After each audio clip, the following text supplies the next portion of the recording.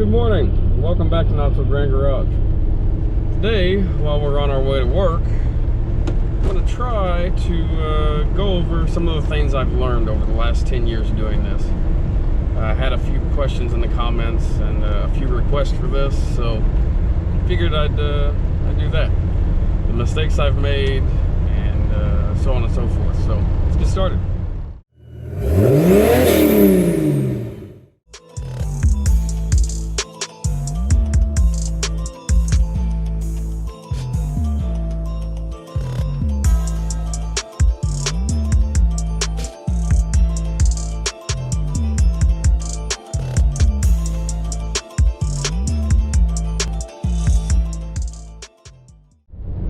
So, first up, oil collection. Mistakes I've made there. The biggest mistake I've made there is making a mess at the place I'm picking up. Of course, I cleaned it up, but it was a hassle. And that's because I hadn't really tried my pump or any of that stuff at home to see exactly what I was going to be expecting when I got there. So had some issues with the pump, and by pump I'm talking about at that time was a small block Chevy oil pump that had been modified with hose barbs put in it. Ran it with a 1/2-inch drill.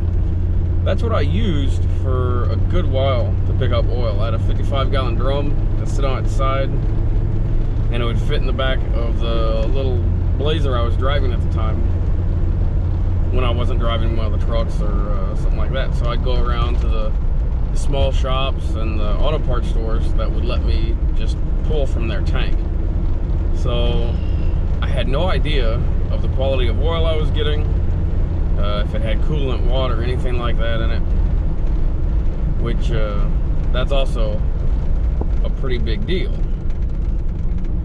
Why? So test your pickup method out before you go. Move some oil around at your place before you go show up to someone's place of business or something like that and try to do it there, because if something goes wrong there, you've got a mess to clean up, and it can make you look bad. They might not want to call you back to pick up from them again.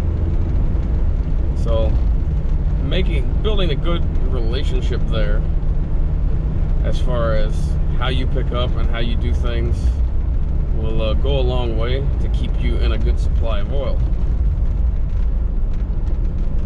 Now, as I was talking about the knowing what's in your oil, know where you pick up from and know what they put in that tank. I didn't know that at first, and when I was picking up from like a little auto parts store locally, they had no idea either. It's just whatever anyone dumps in their tank. And when I look back on it now, I know I was getting coolant and water and things like that in my base stock, which isn't good. And especially when you're only using filters to clean your oil, which I was at the time,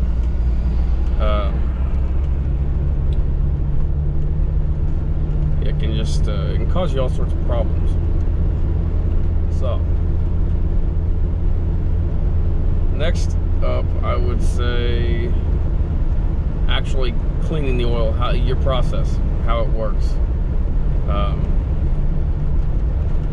I used to run filters. I had several whole house water filters that went from, I believe it was like I had a 50 micron down to like a 10, down to a 5, something like that. And then I had a spin-on actual fuel filter that was 2 micron. Now, one thing I didn't know back then was filter ratings and what they really meant. I just went off the micron rating. Well, most filters, they don't mention it, but they are rated nominally, which is like a B50. What that means is you've got only 50% of the particulate at that size being caught. The rest passes right through it.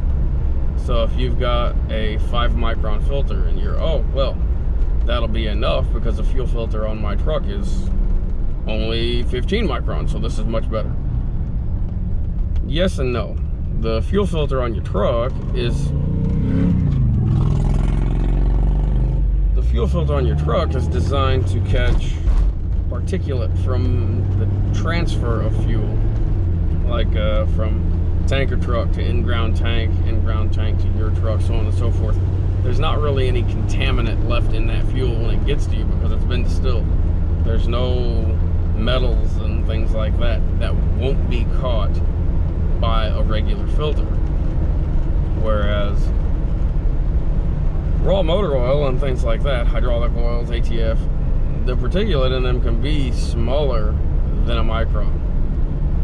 And yes, that can damage your injection pump, your injectors, so on and so forth. So, when I first started, like I was saying, I used whole house water filters, just spin on fuel filter, thought I was good. And we were running it. Now, I ran into issues on the Cummins that I was running it in at the time. It was a 4BTA, 4-cylinder Cummins VE pump, had compound turbos on it, water methanol injection, and it would coke up the injectors pretty quick. And I finally just quit running it, and we were running it in a buddy's IDI, and his drug ran on it great, which those pumps and injection systems seem to be a lot less picky about fuel quality than like the Bosch VE pump. I don't know why. And also I'm starting to notice a lot more people having issues with the VE pump Cummins versus like the Bosch P Pump. I know quite a few people who run the Bosch P Pumps, and any piston style pump like what's in this 617 Mercedes, they tend to handle the oil a lot better and tend to have less issues. And I don't know why that is. I don't know if injection pressure is higher on the P pump or what. That might make it not coke the injectors up as easily or what have you. But yeah, so where was I? I think I'm rambling a bit. So I thought I was doing good with the filters and everything. We would let the oil settle for a while, pull off above the bottom of the tank a couple inches. I thought I was doing pretty good. And then after a while, we'd fiddled with that for probably 6 months to a year. I figure, well, we'll go on and pick up a pressure-driven centrifuge. So we ordered one from PA Biodiesel. This is back when they were in business. I think they've gone out of business recently. And they used to be relatively inexpensive. 150 bucks, you could get their whole kit. The 55 gallon per hour centrifuge, all the plumbing, the valves. You would just have to supply a pump. So I set mine up using a power steering pump from a Ford Focus, which is remote reservoir, and a 1/3 horse electric motor that I had. Ran it with a V-belt, and that setup worked really well. So I got a wild hair, and I still had like 40-ish gallons in a drum that I had filtered, and decided, why not? Let's run that through the centrifuge just to see what it does. So I ran it through, and when I opened the centrifuge up, there was slivers of metal in the bowl of the centrifuge that apparently was passing right through all of our filters. So that's when I learned about nominal ratings and absolute ratings on filters. Obviously, these pieces of metal were bigger than the filters were rated for, but the filter still didn't catch them. And that metal had been going through injection pumps, injectors on the vehicles we've been running them in. And that's pretty well when I just turned away from basic filters altogether and stopped suggesting people do it. There are decent filter options out there, but absolute rated filters that get down to 1 micron, 2 microns, something like that, are extremely expensive. Typically $20–$30 a piece, and well, I know that doesn't sound expensive to some, but when you're replacing them every batch or every other batch because you're plugging them full, that adds up really quick. So now your 100 gallons of fuel, 150 gallons of fuel, whatever you're batching, just costs you another 30 bucks. That's on top of the thinner you're using. So if you can, I mean, if you want to tinker around and just get the feel of what's going on, yeah, you can use filters, but just be aware that you aren't getting the oil as clean as you think you are. You can check out some of my other videos that cover like what our centrifuge now that we have pulls out of the oil and things like that. It's substantial, and when if you can run a 55 gallon batch of oil through a little bitty filter that's only this tall and not plug it solid, but I can get pounds of sludge out of my centrifuge bowl in one pass, that tells me that those filters are missing a lot. So think about getting out of the filters. I know it's hard to find a centrifuge right now with the way things are, but you need to try. But you know, I don't want to push you away from trying this stuff at all. But just be aware there's risk involved. But yeah.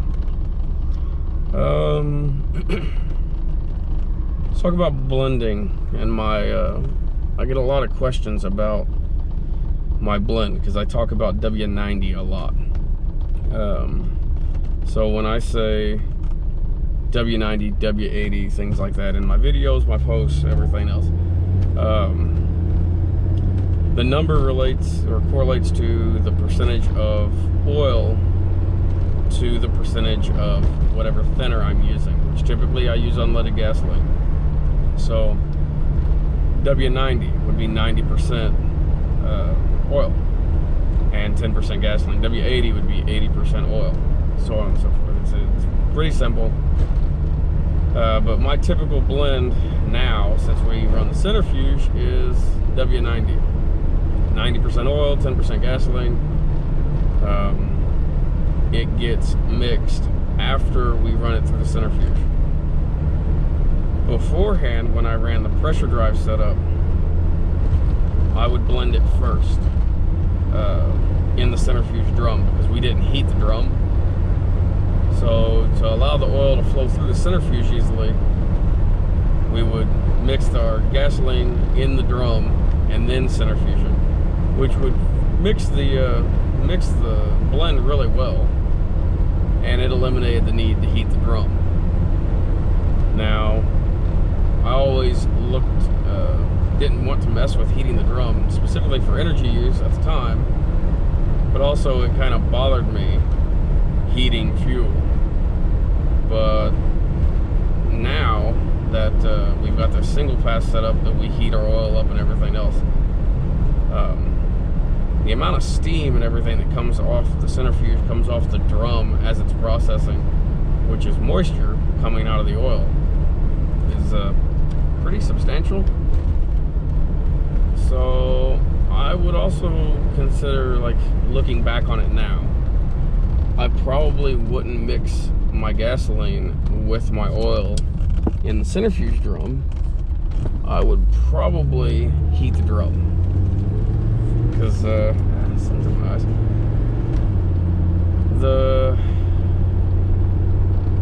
Like our setup now, the single pass unit, we heat our oil up to about 180 degrees and it runs through the centrifuge really well. and that removes a lot of moisture. It helps the centrifuge pull the moisture out of the oil.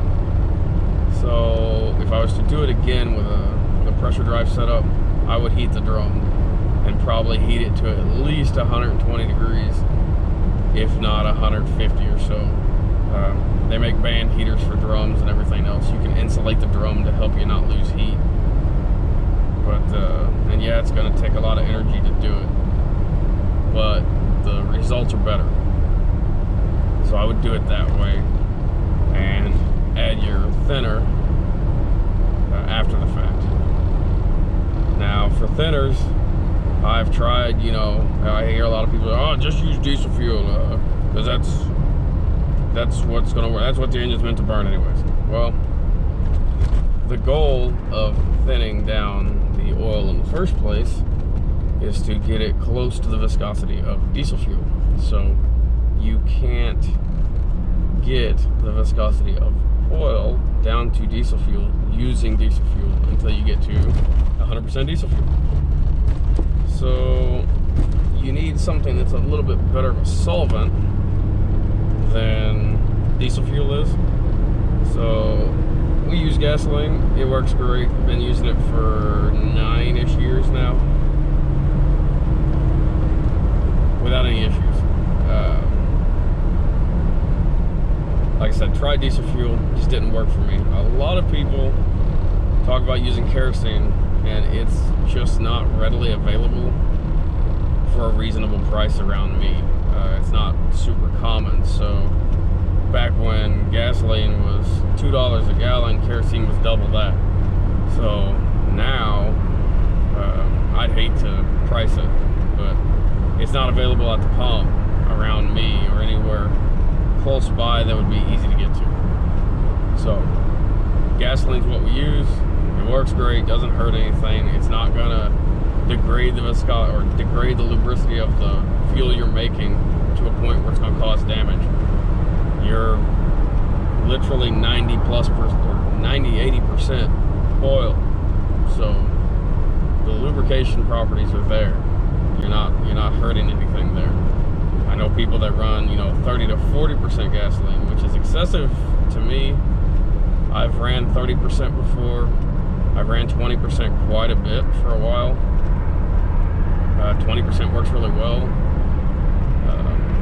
But now that we've got the single pass set up, 10% seems to work great all around. And that's been what I've been sticking with, because, well, 10% gasoline is less expense going into the final batch. So I also use stale gasoline sometimes. I use gasoline that's been mixed with diesel fuel. I can get it from local diesel shops for free. So like currently what I've been mixing with here lately is a drum of what I call dieseline. It's from someone filling a diesel truck up with gasoline.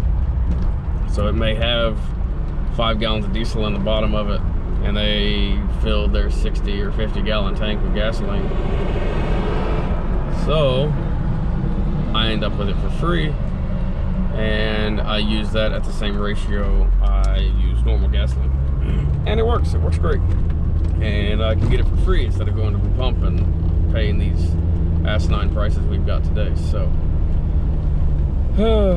that's what I've learned in my blend. You can screw that up. You can, if you blend it too light for the weather, it will not pump. I've been there before. It will just sit in the tank. The lift pump won't pull it from the tank, and it'll act like it's starving for fuel. You can plug filters up and everything else when the fuel's too thick, especially when the weather starts getting cold. So yeah, get the oil thin, get it clean, and you shouldn't have many issues out of it. Another thing to get a lot of in the comments section is people say, well, you shouldn't run this on a newer truck. That's absolutely correct. Anything I would say post 2006, I would not run our alternative fuel in. The injection systems and stuff are just too costly to work on, and their tolerances are too tight. Just skip that. But Anyways, I'm gonna call this part 1 because I'm pulling into work and I'm running a little late. So we'll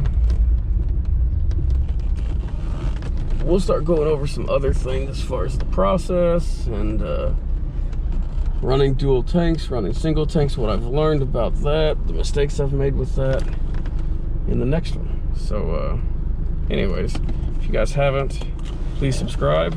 We appreciate you watching. Have a good one.